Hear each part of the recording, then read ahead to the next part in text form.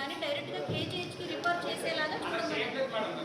అక్కడ ఏం చేస్తారంటే ఎస్కోటాలో పెట్టి ఎస్కోటా నుంచి విజయనగరం తరలిస్తున్నారు. అది కాకుండా డైరెక్ట్గా మాకు కేజీహెచ్ పంపించాలని గతంలో అడిగింది మీరు. అదే అంటే ఎస్కోటా అనేది విజయనగరం జిల్లా కాబట్టి అక్కడ నుంచి అటు తీసుకెళ్ళిపోతున్నారు. అది మనం డిసిహెచ్ గారు మీరు నోట్ చేయండి. ఇలా గత 2-3 జనరల్ బాడీ నుంచి కూడా అడుగుతూ ఉన్నారు. అక్కడ గ్రౌండ్ లెవెల్ మీకు మన ఆడేరు జిల్లా కలెక్టర్ గారు నోటీసులు కూడా పెట్టారు.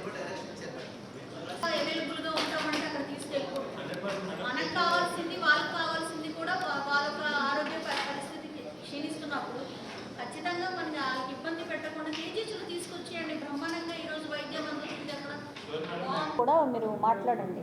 ఎందుకంటే గ్రౌండ్ లెవెల్లో వాళ్ళు వర్క్ చేస్తుంటారు, వాళ్ళకి తెలుస్తుంది.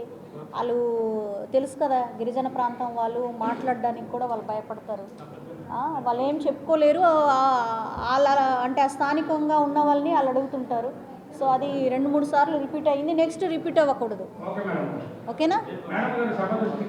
జిల్లా హాస్పిటల్లో అవుతుంది కదా డయాలసిస్, ఓన్లీ 7.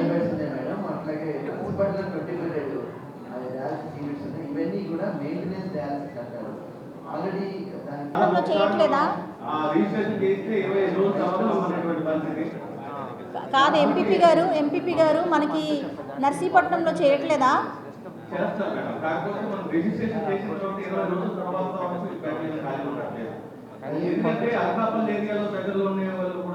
నర్సీపట్నంలో రావడం వల్ల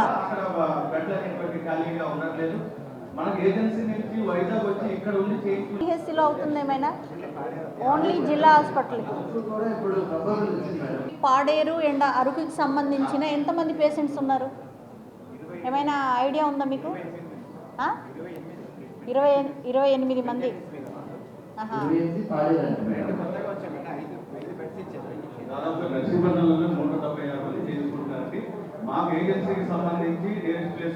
మీతో వాళ్ళ టచ్లో ఉంటే కనుక తీసుకోరండి, చేయిద్దాం. ఇక్కడ మనకు అవసరం లేదు, పాడే వస్తే చాలా. అంటే పిల్లల్ని బట్టి ఇప్పుడు వాళ్ళు అడ్వర్టైజ్